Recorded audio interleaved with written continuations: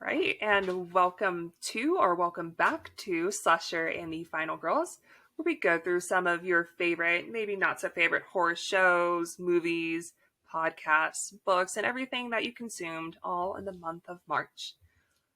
If you are new to us, we are a horror podcast that releases a bi-monthly, bi-weekly episode, however you define it, twice a month. First one is where we do a deep analysis, usually on a horror classic, where we have our two CSIs with us who let us know if those death scenes really are as realistic as they appear on the screen. And then I, being a former psychology teacher, discuss the reason why those movies are considered fearful to some, even if you don't agree with it. The second monthly episode's what you're watching right now, where we talk about what we watched. So, welcome back. So, start us off, Austin. What did you consume in March? Okay, so I finished the series of Lock and Key on Netflix. I watched it because I kept watching it until it finished. Season 3 ended the series. But I wanted to watch season 3 because I really like the actor Kevin Durand. Durand with a D at the end. You may know him from X-Men Origins Wolverine. He played the Blob. I know it's super out there. Anyways, I really like his stuff. He's very good at the roles that he plays, which is kind of typecasted to be either more Southern or more classic with a Southern accent going on, but he's really good at it, and I really liked that. So I watched that on Netflix, and then I watched, because they were free, I wanted to try out the Wayfair Witches on AMC Plus. What'd you think? It was entertaining. I'm sure more will get happening after season 2, but I like whatever that main actress is, whoever she is. I like her stuff. She was really entertaining in Percy Jackson series of movies. She plays, I think it's Athena's daughter. So I was watching that. She's fun. And then I watched Piranha, which is on Peacock right now. I didn't know what I was walking into. I thought, I was like, oh, it's a fish in the lake going on, kind of like Lake Placid, right? No, there's a lot of, it is like, it's from 2010, but it had a lot of 1990s feel going on with the amount of college party and just a ton of nudity. Spring break. So much nudity. Yeah, it takes place in spring break, so yeah. Oh. Just a ton of nudity. Like, I can appreciate it for what it was, but there was a lot. Because it was the unrated version. Didn't know that was going on. But I found that out real quick. But then I also watched Silent Hill Revelation. I've seen Silent Hill, the first one. I never played any of the video games, but I like Sean Bean, and he's in the first and the second, which is great. Love that guy. So I was entertained. I liked the story. I was a little slow here and there, but the dude that plays Jon Snow in Game of Thrones, this is one of his early movies. He is super young in it. I was very surprised to see him. I recognized him, but then when I looked him up, I saw other actors in the movie as well, and I was like, oh my gosh, I didn't even recognize Claire something. She was Trinity in Matrix. She's in it, and I didn't even recognize her. It was really good for that aspect, for sure. But that's the only real horror stuff that I watched this month. What about you? Well, I'm still on my horror movie or horror shorts on YouTube, and I got some really good ones. Granted, they're super atmospheric. It's more spooky feeling than actual horror. So I know people are going to come for me and say it's not horror, but there's 3 of them that I cannot recommend enough. First one is called Death and the Winemaker, and it's a 2021 short, and it's really kind of folklorish. I'm not going to say what it's kind of explaining the origins of, because that's a little bit of a twist to it. But it's a winemaker who, upon meeting death, realizes that the woman he's in love with is death's next victim, and just how he navigates finding that out. And it's just got such a cool feel. It's very Tim Burton-esque, where it's animated, and I can't recommend it enough as I started my way through that one. Lenoria is 2018, so it's a lot older, and it's following a grieving child and the dark creatures in his life, and it's very through the eyes of the child, where how he's interpreting a lot of things in his life. And then the third one just randomly popped up, and I'm so thrilled for it. It's called Requiem. It's another 2021 film set in 1605, the backdrop of the witch trials. But the star of this short is Bella Ramsey, which was so cool seeing her in a short, knowing that Game of Thrones has been out. So we are completely and fully aware of Lady Mormont. And here she is in an art short and kind of navigating young love, especially during that time period, because she is in love with her friend Mary, who is the local milk girl. And her father is the village pastor. So how they navigate that, and it doesn't really feel horror-like, but if you boil it down to what it's about, could be considered horror for a lot of people. So those are my YouTube shorts, and we'll have them linked in the show notes. I watched Pennywise, the Story of It on Amazon Prime. I love it.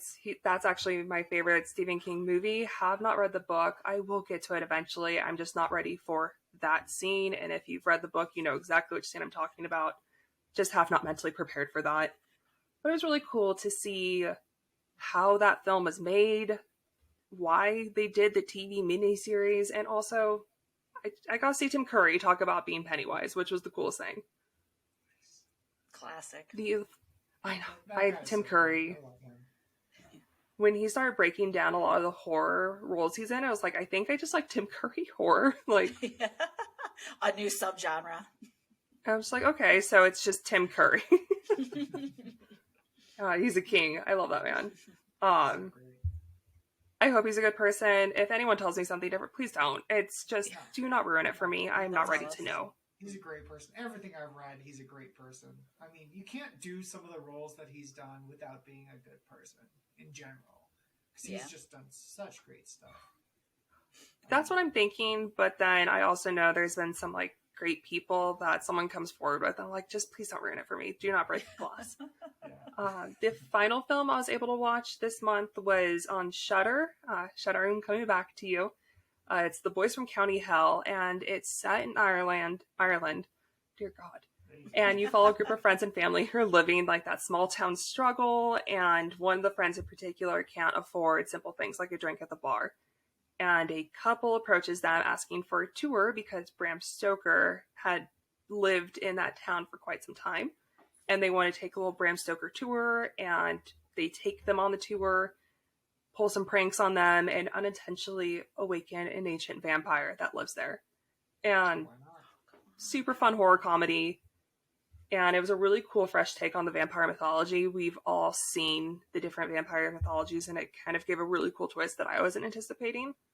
So I enjoyed that. And then the book I read this month was The House Across the Lake by Riley Sagar in 2021. It was released. That's a newer one of his books.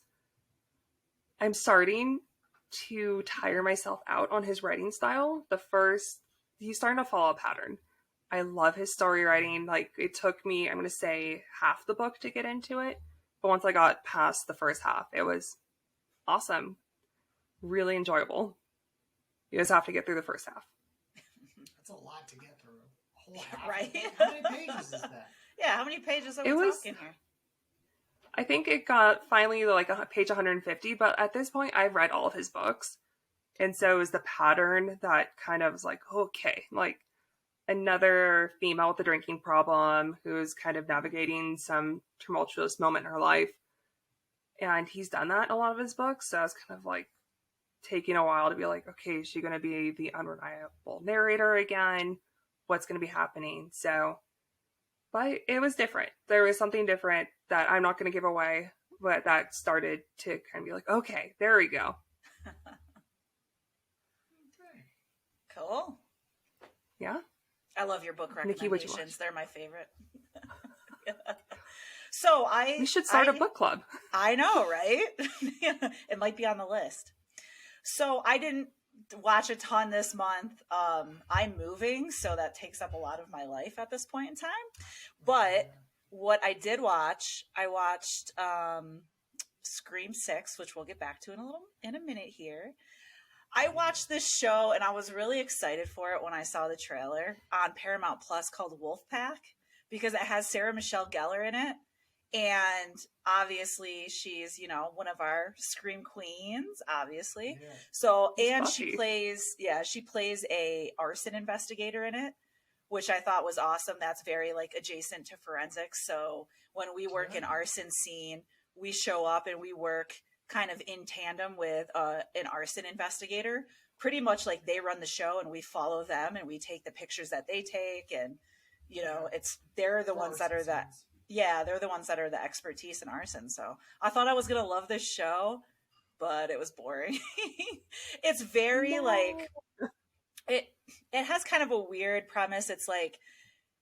It's werewolves, which I thought was awesome because I love werewolves, but it's like supernatural werewolves in fire, in these like forest fire. I don't know. It's got a lot going on and it's very teen driven. So if you are like a teen that's getting in, like just starting into horror, or you're in your teen angst era, then you'll probably enjoy it. Once in a while I get my teen angst needs. We're never going to let him live this down ever. Yeah. Lots of teen angst going on. But yeah, it's very teen angsty. It's just a little too kiddish for me. So I only made it through 2 episodes, but I really wanted to like it because of Sarah Michelle Gellar, but I just couldn't do it. Other than that, I watched, so I am in my Alien era right now. As you can see, Roswell, baby. I went to Roswell in January, and this month for my birthday, I'm going to Area 51. So get your tinfoil hats and all that. But I watched a movie called Fire in the Sky.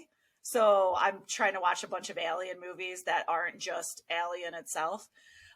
So this was a 90s movie, which I love. I love 90s movies. It's a science fiction, but it's kind of horror adjacent.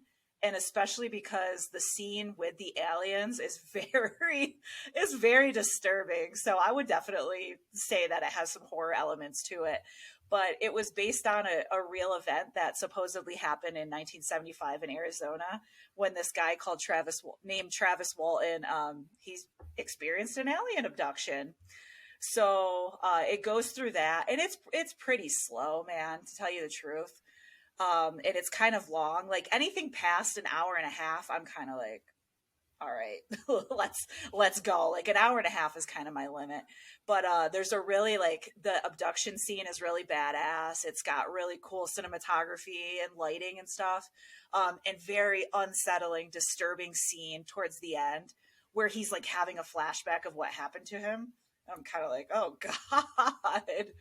But yeah, for any Alien fans or science fiction fans out there, that one was pretty good. It was on Amazon. Like I said, a little bit slow, but if you can get past that, it's really good. As far as reading, I took Courtney's recommendation of Stephen Graham Jones' My Heart is a Chainsaw. I haven't completely finished it yet. Give me a chance. We're only halfway through March, so I've got time. But absolutely obsessed. As a slasher, especially 80s slasher aficionado, as I would call myself, I just love it because the girl in the book, the main character of the book, she just has this catalog brain of 80s and even she talks about Scream too. She talks about Ghostface, because I was like, oh, is she just going to talk about 80s slashers, but she brought up Scream too and stuff like that. So I was like, oh my God, this is awesome. I strive to have that type of catalog brain where people are like, oh, I could bring up things at the drop of a dime. And it makes me feel like I'm not alone in the world as a, slasher aficionado. Because other than you guys, none of my friends like horror movies. You know what I mean? So like you read something like this and you're like, oh, my people are out there, but where are they? So I really loved that book. All right, I'm loving that book. I'm gonna make my way through it. But other than that, I didn't read or see too much else other than Scream. If we're ready to discuss, Yeah. Let's do it. Let's do it, baby. So ready. I'm ready. 6, but no spoilers. No spoilers. No spoilers. Well, for all you slow moviegoers. it's I know. been Come a week. on. Hey, you should have That's seen it opening too weekend, late. okay? If you're a real horror fan. Okay, I'm on call. I'm not gonna go to a movie and risk having to leave halfway through. So I have to. Sometimes I have to delay because I'm on call. True. These $15. Yeah. But we saw it all together on Sunday Mhm. of opening weekend. Mm-hmm. Yeah, what you all think? And? Like, first initial thoughts, and then we can move to, like, spoiler territory. We'll let you know when we're doing spoilers that you can leave. It was entertaining. Got to be truthful. I haven't seen Scream 5 in a really long time, so because I rewatched 1 through 4, but I didn't watch Scream or Scream 5 anytime soon. So like a lot of it, I was like, I don't remember that. Oh yeah. Oh okay. Yeah. Oh yeah. Oh yeah. I guess that happened too. Yeah. Okay. But it's okay. Like you totally can watch 6 with only sort of remembering 5, and you will get all of it. It's perfectly fine. Yeah. I was entertained. It was a What do you very think? entertaining movie. Yeah, I loved it, man. I thought, like, right from the start, you know how Scream will get you with that that cold open, that opening scene. I Oh, freaking loved it, and I won't say anything until spoiler territory, obviously.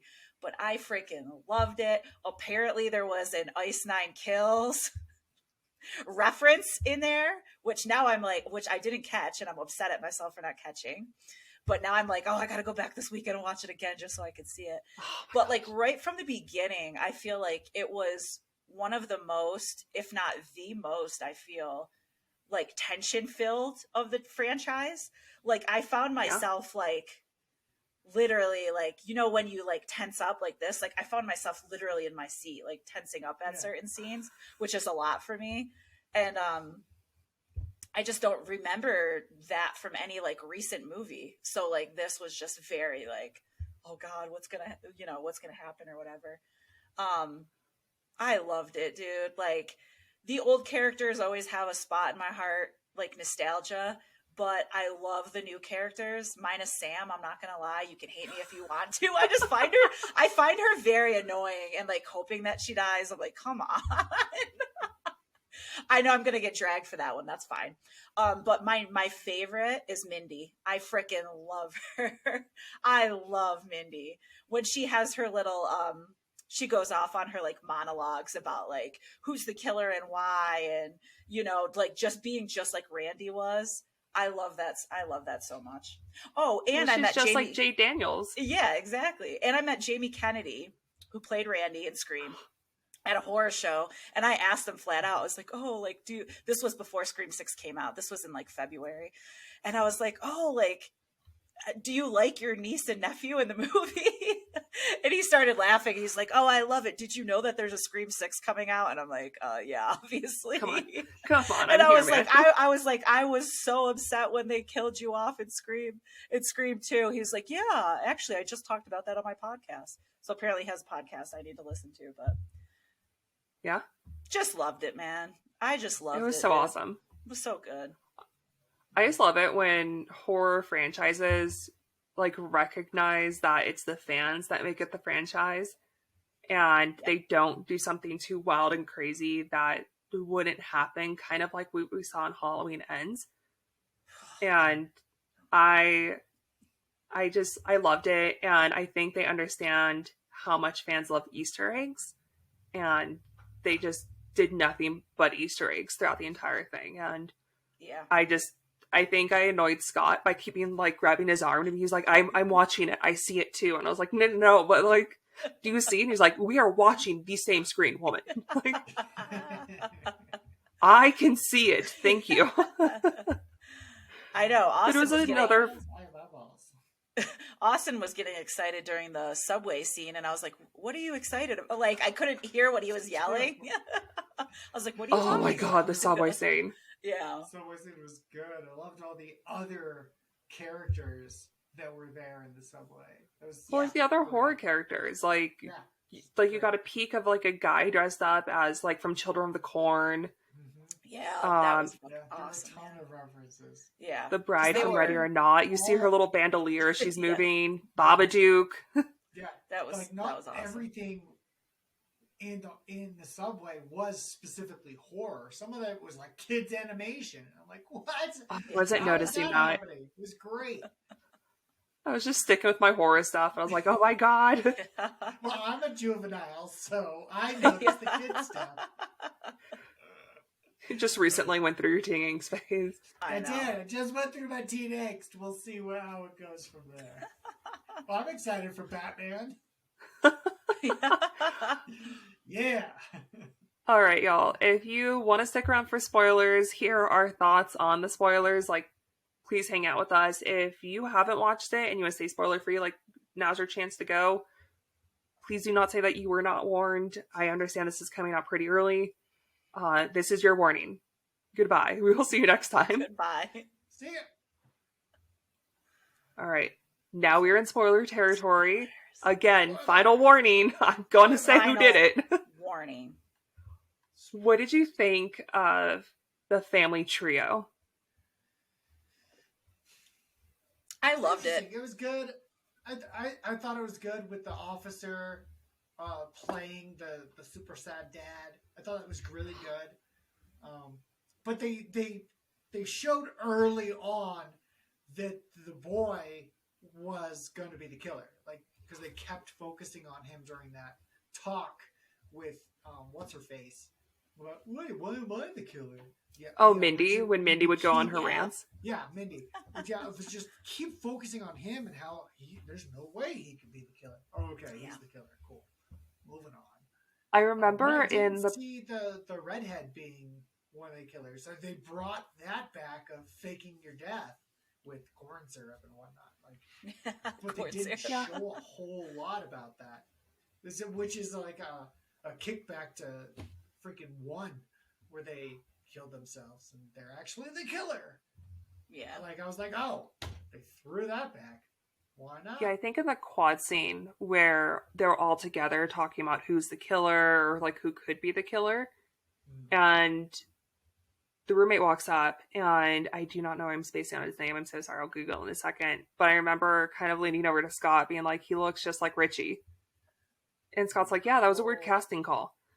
And he was, as they're being revealed, I was like, it's because he is Richie's brother. Like, the man looks like his brother. Yeah, that's a good shout. I didn't even think about that. But like that brother thing, like that kind of like was like pending, like lingered, because Quinn, the redheaded girl that was Tara's roommate, she had mentioned like, oh, my brother died. And then the detective said something about like his son died. Like they brought it up a couple times, and I'm like, okay, who's the there's going to be something that comes back with this brother. I didn't pop into my mind that it was Richie. But yeah, that's a good shout. I didn't think about that, about how he did look like Richie. But that freaking that like shrine to Ghostface, I'm inspired. Bro, I'm inspired. I'm like, I want a shrine. I want a horror shrine. That's awesome. Yeah. It's a Scream museum. Oh, that's a real thing. Yeah, it's Ethan. It should be now. Oh yeah, dude, that'd be awesome. Yeah, every prop from like every killer. I thought that was so cool, like how they would like leave the Ghostface mask behind, and they'd be like, oh, the DNA came back to Roman. And I was like, damn, that's freaking cool. I thought that element of it was so cool. Like, I was just very impressed with every little thing from the movie. I was impressed. Yeah, and there's a Reddit thread where someone is just saying like who killed who. I'm waiting for it to clean up a little bit, because right now they're saying that Ethan was in the bodega, but the detective had Scream 1's mask, like the super old one. And even we see Tara saying like, no, the mask is super old. So we know the Scream 1 mask was at the bodega. Oh. But we also know, like, we saw the mask there killing the psychologist as well. So yeah. I'm not sure. I'm sure it's going to clean up, because there were like maybe 2 hits on it at Reddit where people were talking about it. And I also just want to rewatch it again, because I know in 4 with Jill's shoes, she had a heel on them because Emma Roberts is so small that she had to like have somewhat of a height, or you'd be like, you're the only person who's 5'0" in my life. Like, I know it's you. So she had a bit of a heel on, and I guess I want to rewatch it to just rewatch the shoes. Apparently, cannot confirm, but apparently if you watch the movie, you can tell which killer is which because of the heel on the shoes. Oh, damn. People in which their also props Emma Roberts. Like, I can barely walk in heels, and you're running and killing people. People had a huge issue with that People had a huge issue with that in Scream 5, because the scene when Dewey gets killed, the worst scene. Oh God, rest in peace, Dewey. Because Richie was obviously there, that the killer had to be Amber, and they're like, there's no way. The way she I don't know if she completely lifted him off the ground, but just like the brutality that she had, they were like, there's no way. You know how people are on the internet. I'm like, calm down. Well, that's what our podcast is based on, is saying like, no, there's actually no way. Yeah, there's actually literally no way. But we can prove it. Get the whiteboard out. Start writing. Well, yeah, so like, I guess Quinn was at Gail's apartment, which for me that makes sense, because Gail was able to put up somewhat of a fight versus what she would do to like a younger male and a trained fighter as a detective. But then Quinn gets hit in the face with a cast iron pan, pops right back up. Things are good. They're gravy. I'm still able to fight. But then Quinn gets hit in the face with a brick from Tara, and I'm sorry, Jenna Ortega's a small human. You can even see that in the movie. She is tiny. Yeah. But then spits out teeth. Like, are the masks reinforced now? Were we aware of the facial hits? Yeah, that's, if we were going into talking decently about like the scene of like if these scenes were real and like actual homicide scenes, yeah, that's a huge thing to deal with. Like what the spatter of the frying pan, which didn't exist because it's got the mask. That makes sense. That's okay. But it'd be a lot of damage. A cast iron, really? Like, that would drop you. Not that fast. You are not. I mean, my little cast iron that makes like I do 2 eggs at a time. It's still really heavy. Yeah. For being like a nice little like I make a quiche out of it. But yeah, like I do think there's one thing that like bums me out about the new Screams, and I'm not sure how to like fully process it, is I understand our original crew is getting old. There's no way they can keep outrunning Ghostface, and it's a great franchise. We're not going to stop making these. But for some reason, the new Final Four, I want to see someone die. Like, they somehow keep making it out, and they keep getting like stabbed brutally, and I'm like, there's got to be some long-term effects. Like, you... Yeah. Chad? Like, Mindy has gotten... yeah. Chad? No, in 7, one of them needs to die because we've already had two movies of like yearning for their success. Yeah. We really need that gut-wrenching, like, oh no, the Final Four, one of them died. We need that in 7. Let Sam And back. I think it's going to be the twins. It has to be one of the twins because they're not going to get rid of Sam. Sam is tied to Billy. They're not going to. Mm-mm. They're not going to get rid of Tara. Like, Jenna Ortega is writing this beautiful arc in the horror queen world. Mm-hmm. Maybe they could, but then maybe it's like, let's be bold. Let's kill off Jenna Ortega. Give her like the most epic death scene you've ever seen. Yeah. well, the actors, actresses may be done with the series. Like, they don't want to be in anymore. So kill me in this movie so I don't have to do anymore, but make it awesome because this was great. It was great for my career, anything like that. So let's have that happen. Like an epic death. I'm done with the franchise, moving on. Similar to what they did with Harrison Ford. It was a very big death for him in Star Wars. We all loved him, and it was this pivotal moment in the series and everything. Everyone loves Harrison Ford in the series, and his death was that much more epic. Yeah. Yeah. We can do that with Scream. Maybe, because I think Anika had the craziest scene. Like, I think I clenched every muscle during her scene as they're, like, going across the ladder. The stairs? Oh my gosh. Ladder, and then I'm the ladder, you, I was and tensed the up, doors. I was tensed up like this. I was like, oh my God. The door keeps getting shoved open a little bit faster, and you're, like, screaming at Mindy to just crawl faster so her girl can survive, who is, like, kind of still actively bleeding out, too. Like, and then she but just... I want to see Anika in more horror. That was awesome. She did amazing. And her name's not Anika. It's Devin Nakota.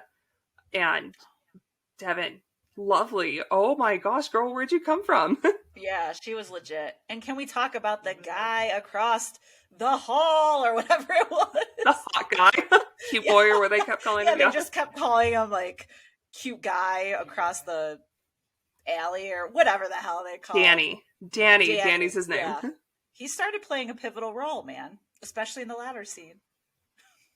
Yeah, I kind of thought, I was like, oh, they're gonna like do another Billy Sidney moment where you're gonna kind of be suspicious the entire time. He's gonna do something though that's gonna be like, no, he's good. Yep. And I thought that would have been epic if he just pulled that mask right off and you're like, you did it again. You've got me. I know. Isn't that the most like crazy moment when they're about to do the reveal and they like slowly, and you're like, oh God, who is it? Because they had so we talked about 3 ghosts. I'm so sorry. No, you're fine. You're fine. Go ahead. No, at the first scene, I honestly thought they were going to pull from Scream 4, where they kept doing the stab openings. Oh, yeah. Oh, my God. Because I was like, they killed Samara Weaving already? Like, yeah. She just said she didn't like horror. That scene. And I told you guys, at first I thought it was Margot Robbie. I was like, oh my God, Margot Robbie? Yeah. And then, like, you know, they started going into it. And I'm like, oh, that's Samara Weaver. So that scene was freaking so good in the alleyway, man. Loved it.